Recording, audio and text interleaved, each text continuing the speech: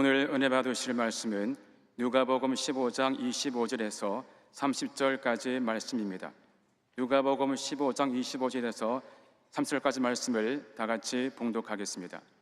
마다들은 밭에 있다가 돌아와 집에 가까이 왔을 때에 풍악과 춤추는 소리를 듣고 한 종을 불러 이 무슨 일인가 물은데 대답하되 당신의 동생이 돌아왔음에 당신의 아버지가 건강한 그를 다시 맞아들이게 됨으로 인하여 살진 송아지를 잡았나이다 하니 그가 노하여 들어가고자 하지 아니하거늘 아버지가 나와서 권한대 아버지께 대답하여 이르되 내가 여러 해 아버지를 섬겨 명을 어김이 없거늘 내게는 염소 새끼라도 주어 나와 내 벗으로 즐기게 하신 일이 없더니 아버지의 살림을 창녀들과 함께 삼켜버린 이 아들이 돌아오매 이를 위하여 살진 송아지를 잡으셨나이다.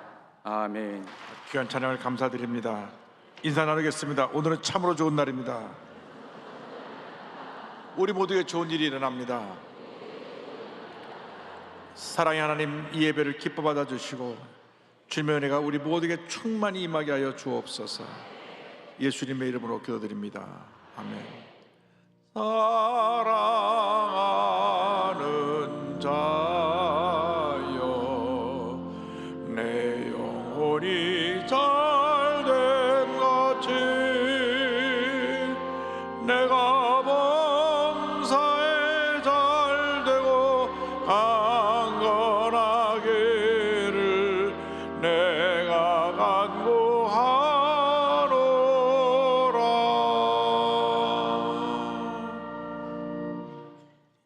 이 찬양의 축복이 여러분 모두에게 임하시기를 주님의 이름으로 축원합니다. 오늘 누가복음 15장 탕자의 비유를 본문으로 해서 마다들의 불신앙, 이 같은 제목으로 함께 은혜를 나누기 원합니다. 제목 한번 크게 따라해 주시기 바랍니다. 마다들의 불신앙, 마다들의 불신앙. 우리 사람들의 마음에는 항상 두 가지 모습이 자리를 잡고 있습니다. 선과 악이 함께하고 있습니다. 내 자신을 내세우고 자신이 사람들 앞에 인정받고 칭찬받고 성공의 길을 가기 원하는 그러한 나중심의 모습도 있고, 또 불쌍하고 어려운 이웃을 돕고자 하는 또 이웃을 사랑하는 마음도 내 마음속에 같이 있습니다.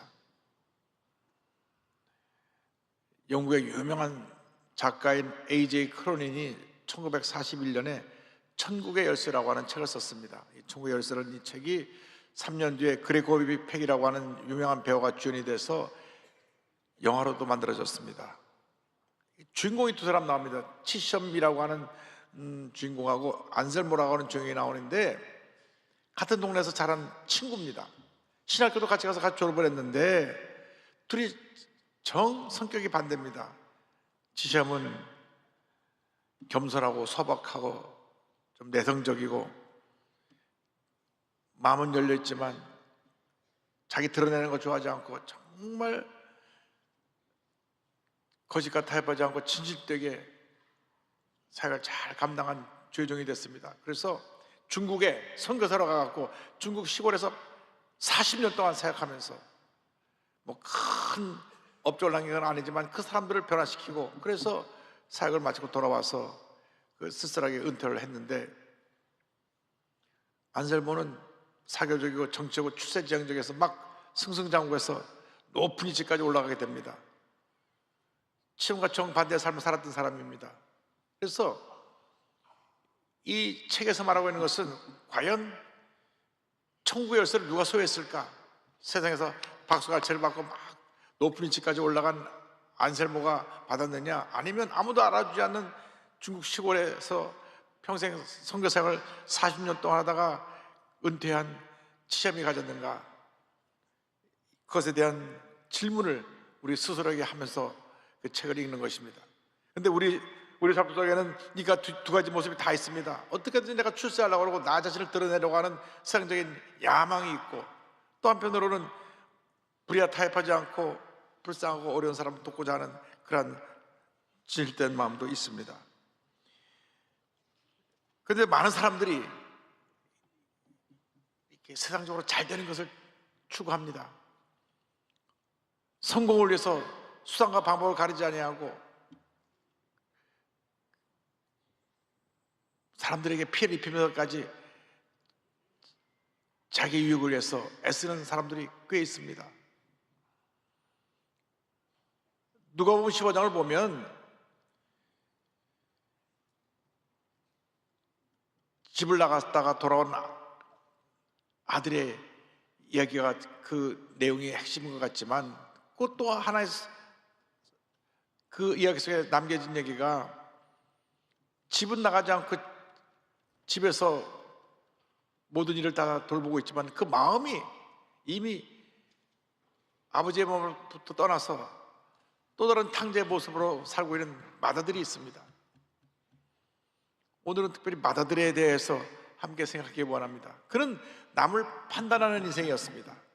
맏아들은 동생처럼 아버지 재산을 갖고 나서 탕진하고 그렇게 망가진 삶을 살지 않았지만은 열심히 집을 지키고 일을 했습니다. 그러나 마음 한구석에는 항상 뭔가 만족함이 없었습니다. 나는 집 나간 동생과 달리 정말 맡긴 일에 최선을 다하고 아버지와 사람들에게 인정받는 난 참된 아들이다, 이런 생각을 했습니다. 그러다 보니까 내가 하는 것이 다 옳고 자기 중심으로 생각하고 판단하는 그런 삶을 살았습니다. 나는 모범생이다, 범생이다, 난 모든 면에 있어서 칭찬받을 만하다, 그런 생각을 했습니다. 그런데 이렇게 작은 중심적인 삶을 사는 사람들이 가는 종착역이 교만이라고 하는 것입니다. 교만은 자기가 잘났다고 생각하는 것인데 사람들이 다 아는데 본인만 모르는 거예요. 이 교만이라는 병에 걸리면 남을 판단하고 남을 정죄하고 문제 있다고 하면서 자기는 늘 옳다고 생각하는 삶을 살아가게 되는 것입니다. 이것이 많은 사람들이 앓고 있는 자기 고집과 교만이라고 하는 병입니다. 우리가 항상 남을 판단하고 남을 정죄하고 있다면 우리도 맏아들 병에 걸려 있는 것과 다름이 없습니다. 자기 교만에 빠져 있는 것입니다. 여러분, 우리가 예수 믿고 나서 근본적으로 변화되어야 되는 것은 주님 앞에서 나는 아무것도 아닙니다 라고 고백할 수 있는 그러한 겸손의 모습입니다. 그런데 맏아들 같은 모습으로 이 사람도 판단하고 저 사람 판단하면서 그렇게 자기가 자기 뜻대로 모든 걸 하기를 원한다고 하면 우리들은 맏아들과 다름이 없습니다. 여러분, 여러분의 생각과 여러분의 판단이 절대로 다 올 수만은 없습니다. 그런데 내 뜻과 다르면 막 화를 내고 다투고 내 뜻에 맞아야만 만족하고 하는 삶을 산다면 그건 문제인 것입니다. 쉽게 남을 비판하고 그러면 하나님이 기뻐하지 않습니다. 예수님이 우리에게 그런 것이 잘못됐다고 지적하여 말씀하셨습니다. 마태복음 7장 1절 2절입니다. 비판을 받지 아니하려거든 비판하지 말라. 너희가 비판하는 그 비판으로 너희가 비판을 받을 것이요 너희가 헤아리는 헤아림으로 너희가 헤아림을 받을 것이니라. 우리 모두가 하나님 앞에서 허물 많은 죄인인 것입니다. 내 중심의 잣대를 가지고 이 사람 판단하고 저 사람 판단하고 비판하고 살 것이 아니라 나는 아무것도 아닙니다, 나는 부족합니다, 늘 낮아진 자대로 살 때 하나님의 복이 임하게 될 줄로 믿습니다. 맏아들은 남을 비판하는 인생이었고 분노하는 인생이었습니다. 그는 동생이 지금 집 나갔다 돌아왔는데 기뻐하기는커녕 동생을 위해서 잔치를 베풀어준다고 화가 났습니다. 누가복음 15장 25절로 27절입니다. 맏아들은 밭에 있다가 돌아와 집에 가까이 왔을 때 풍악과 춤추는 소리를 듣고 한 종을 불러 이 무슨 일인가 물은데 대답하되 당신의 동생이 돌아왔음에 당신의 아버지가 건강한 그를 다시 맞아들이게 됨으로 인하여 살진 송아지를 잡았나이다 하니. 아니, 아버지 제사를 갖고 나가서 탕진한 동생이 돌아왔는데 아버지가 잔치를 베풀어줬어? 화가 났습니다. 그래서 집에 들어가자고 하는데도 들어가지 않고 화를 내고 밖에서 혼자 성질을 내고 있었습니다. 그 얘기를 하인이 집에 들어와서 아버지에게 말하니까 아버지가 나와서 아들 데리고 들어가려고 합니다.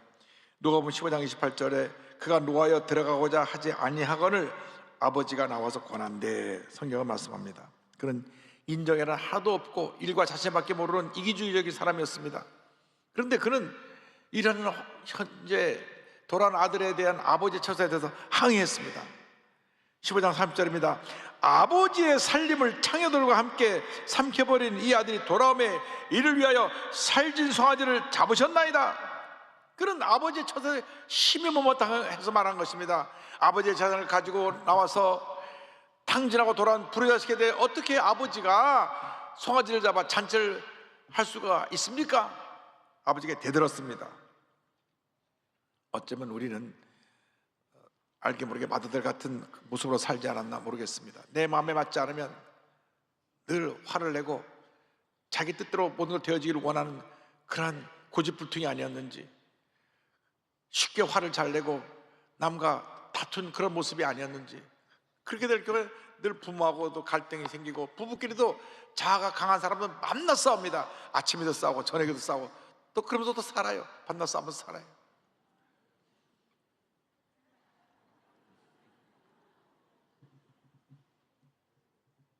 회의를 하다 보면요, 늘 자기 주장을 하는 사람들이 있어요. 근데 자기 뜻대로 안 되면 화를 내고 회의하다 말고 나가버리기도 하고, 자기 뜻대로 되게 해서 자꾸 혼자서 말을 많이 합니다. 빨리 회의를 끝나면 좋겠는데 그 사람 혼자 얘기를 다 하고 있어요. 만약에 회의를 하는데 자기가 제일 얘기를 많이 하고 있다면 그건 자기가 바로 맏아들입니다. 오늘부터 회의할 때 말을 짧게 하시기 바랍니다. 남에게 귀를 기울일 줄 알아야 되죠. 어저께도 제가 결혼 주례가 있었는데요, 제가 지금까지 결혼 주례 하는 많은 주례 가운데 잊지 못할 일이 한 번 있었습니다. 여기 베들레헴 성전에서 결혼 주례를 하는데, 결혼식 끝나고 퇴장하잖아요. 퇴장하는데 이제 부부가 돼서 퇴장합니다. 들어올 때는 신랑 신부 따라 들어갔다가 같이 나가는데, 사회하는 젊은 목사님이 재밌게 하려고 신랑 이렇게 훌륭한 부인을 얻었으니 만세삼창하시오.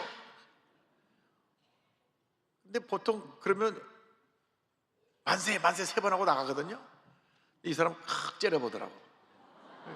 그러니까 아니 뭐해요, 빨리 만세삼창하라니까. 그 다음에 제가 깜짝 놀라는 게요, 콧을 빼고 딱딱 내 던지치더니 나 이 결혼 안 해. 그러는 거예요. 야, 다 놀랐어요. 그러니까 사회자가 놀라고 그냥 빨리 나가세요. 그냥 빨리 나갔어요. 저는 뒤에서 이렇게 지켜보면서, 야, 신부 고생문이 훤히 열렸구나. 어떻게 결혼식인데 말이죠, 꽃을 팽개치면서 나 이 결혼 안 한다고.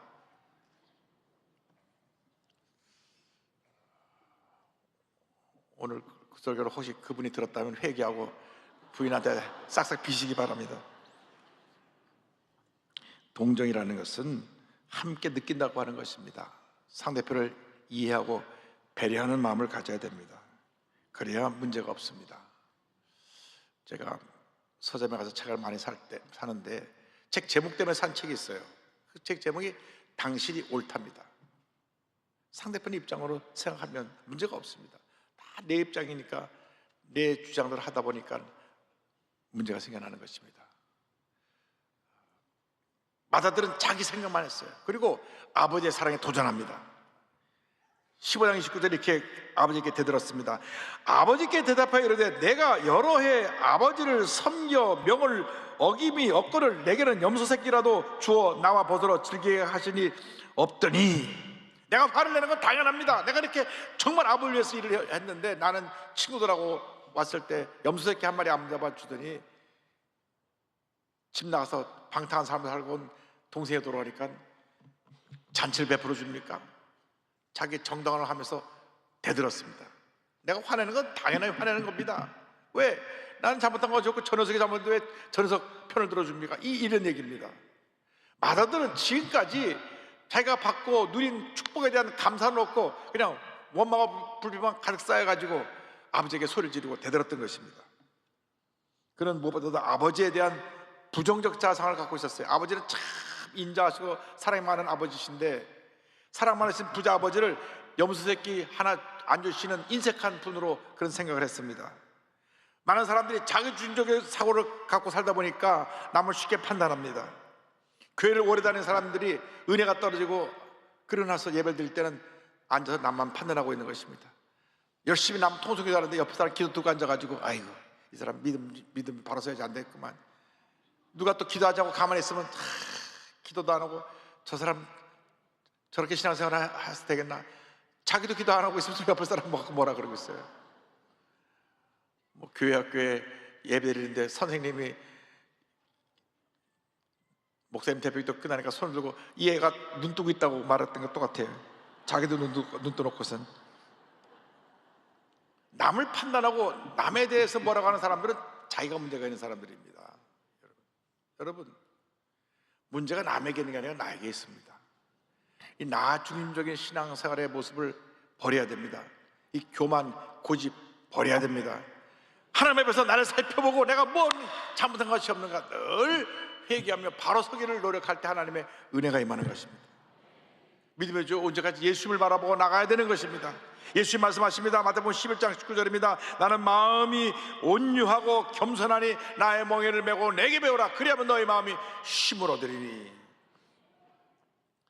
마다들은 겉으로는 효자인 척했지만 속으로는 불효자였습니다. 불효자식이었습니다. 동생이 돌아오자 동생을 가리키면서 말했습니다. 아버지의 살림을 창녀들과 함께 삼켜버린 이 아들이 돌아오매 이를 위하여 살찐 송아지를 잡으셨나이다. 자기 동생을 이 아들이라 그랬어요. 영어성에 보니까 당신의 아들, this son of yours, 당신의 아들이 와서 이렇게 문제를 일으킨 온 그 아들을 어떻게 잔치를 베풀어 줄 수 있습니까? 자기 친동생인데 당신의 아들. 그러니까 문제가 내가 아니라 아버지도 문제고 아들도 문제예요. 이렇게 된 거예요. 저기 사고 친 녀석을 가서 아버지가 송아지 잡아서 잔치를 베풀어 주면 그 아버지 당신 잘못된 거 아닙니까? 그래서 당신의 아들이 문제가 있다고 이렇게 얘기한 겁니다. 예수를 믿고 나서 이렇게 사람을 판단하고 화를 내고 어른에게 대들고 자기 주장을 하면 잘못된 것입니다. 사랑이 메말라가지고 마음에 미움과 분노를 갖고 살고 있어요. 여러분, 미움과 분노는 예수 믿는 사람들의 모습에서 사라져야 됩니다. 누구나 상처를 입혔거든요. 미워할 수 있죠. 그러나 그 미움을 품는 순간 내가 마음이 어두워지는 겁니다. 분노하는 순간 내 마음이 어두워지는 겁니다.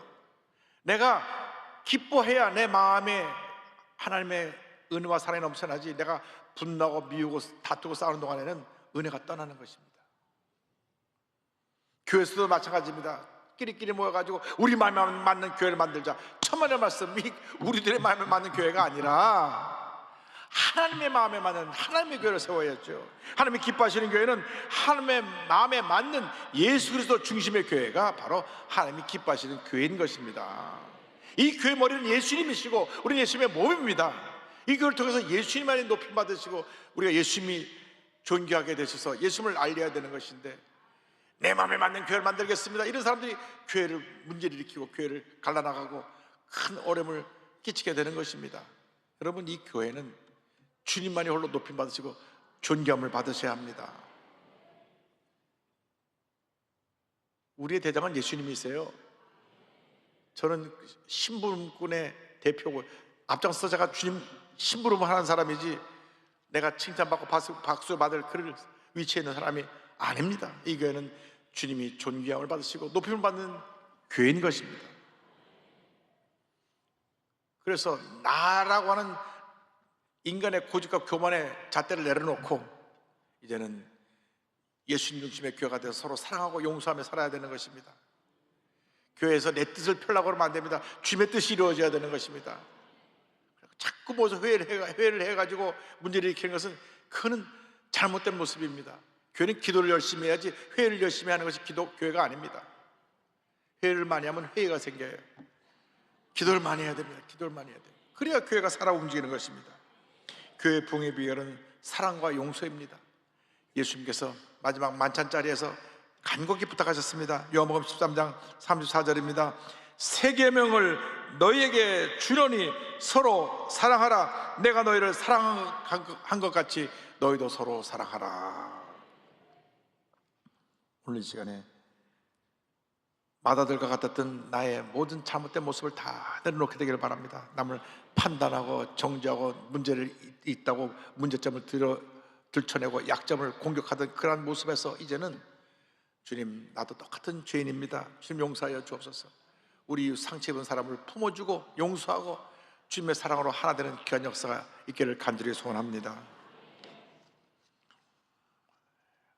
라이언 화이트라고 하는 1971년에 태어난 미국 소년이 있는데요, 인디애나주의 코코모라고 하는 조그만 마을에서 태어났습니다. 그런데 유전적으로 혈우병을 앓았어요. 상처가 나면 피가 응고가 되자고 계속 피가 납니다.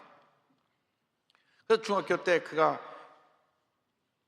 폐 문제가 생겨서 수술을 받는데 피를 수혈받는 과정 속에서 에이즈균이 들어와서 에이즈에 감염이 됐습니다. 이 에이즈는 치료약이 없고 보통 6개월 내로 에이즈에 감염되면 다 죽었습니다. 말아서 보면 통증이 시작되는데 에이즈가 감염되자 학교가 난리가 났습니다. 이 애가 학교 오면 에이즈가 다 퍼진다 그래갖고 에이즈가 이렇게 퍼지는 것이 아닌데 학교에서 애를 퇴학시켜 못 들어오게 막았습니다. 학부모들이 대모하고 선생님들이 대모하고 애를 완전히 따따돌려놨습니다. 정말 의료진의 실수로 억울한 희생자가 된 것입니다. 그때까지만 해도 에이즈균이 이 수혈할 때 그 피를 통해서 옮겨질 수 있다는 것을 몰랐어요. 많은 그때 혈우병 환자들이 수혈을 받았고 에이즈에 걸렸다고 하는 기록이 또 나와 있습니다. 보통 그때까지 에이즈균은 동성 간의 성적 접촉을 통해서 옮겨지는 줄만 알았는데 이 동성애자가 가진 피를 헌혈을 받아갖고 다른 환자에게 놔주면 그대로 그 에이즈균이 들어간다는 것을 그때서야 알았어요. 이 소년 때문에. 그래갖고 에이즈에 대한 연구가 더 활발하게 됐습니다. 그래서 이 아이가 시한부 인생을 받고 고통을 겪으며 사는데 완전히 아이를 사회에서 따돌려 놓으니까 이것이 이슈가 돼서 레이건 대통령이 그의 비서를 보내서 그를 위로하고 도널드 트럼프 전 대통령도 마이클 잭슨도 찾아와서 그에게 선물을 주었습니다. 그런데 6개월이면 죽는다는 아이가 이 고통과 싸워가면서 5년을 버팁니다. 5년을 버텼어요. 10살 때 걸려서 18살 되었을 때 고등학교 졸업을 한 달 앞두고 얘가 죽습니다. 죽음을 앞뒀을 때 아버지가 아들의 손을 꼭 붙잡고 울면서 사랑하는 라이언, 내가 너를 위해서 더 잘해주지 못한 것 용서하라 그랬습니다. 그때 이 라이언이 아빠를 바라보면서 참 놀라운 감동적인 고백을 합니다. 아빠, 많은 사람들이 저에게 사랑을 주었고 많은 사람들이 저에게 정말 많은 선물을 주었어요. 이 방에도 많은 선물이 가득하잖아요. 그러나 아빠, 저에게 가장 좋은 선물을 준 사람은 아빠예요. 아빠는 나에게 예수님을 소개해 주었고 예수님을 통해 영원한 생명을 주었으니까요. 아빠, 누구나 다 죽는다고 아빠도 말했잖아요. 그러나 나는 이제 천국에서 하나님을 만날 수 있다는 것을 예수님 때문에 알게 됐어요. 이 선물은 아빠가 주신 거예요. 그는 의료진의 실수로 에이즈에 감염되어서 고통 가운데 에이즈를 앓다 죽었지만 남을 비판하거나 분노하지 않았습니다. 죽음 앞에서도 오히려 구원의 은혜에 감사했습니다. 보통 사람 같으면 미움과 분노로 가득 차가지고 세상을 저주하면서 의사진을 저주하면서 내가 이렇게 죽으면 안 된다고 몸부림쳤겠지만 라이언은 예수님 때문에 정말 변화된 모습으로 용서하고 사랑을 전하며 그의 생을 마쳤습니다. 우리 하나님 앞에서 우리는 다 죄인들입니다. 부끄러운 죄인들입니다. 더 이상 미움과 분노를 갖고 살지 말고 사랑과 용서의 삶을 살아가는 여러분 모두가 되기를 주님의 이름으로 축원합니다. 축원합니다. 축원합니다. 주님, 나 같은 죄인 용서하여 주옵소서. 마다들 같이 살아왔던 우리 모습을 용서하여 주옵소서. 회개하면서 찬송가 279장 부릅니다. 인내하신 곳에 주여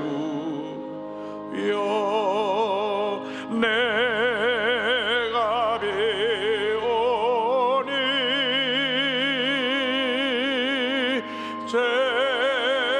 죄인오라 하실 때 날 부르소서.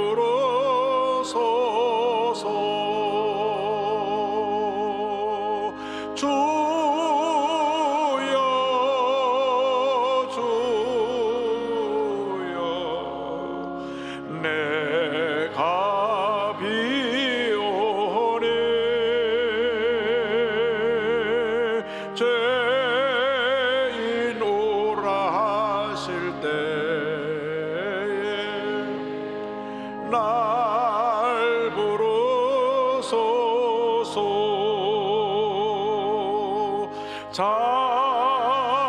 자비하신 보좌 앞에 꿇어 엎드려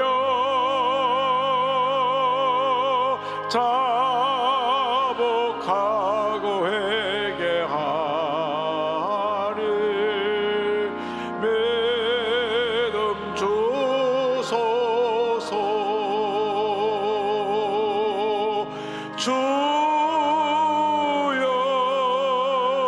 주여 내가 비오네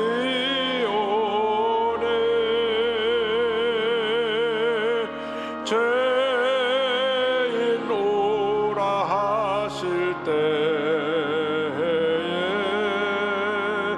날 부르소서.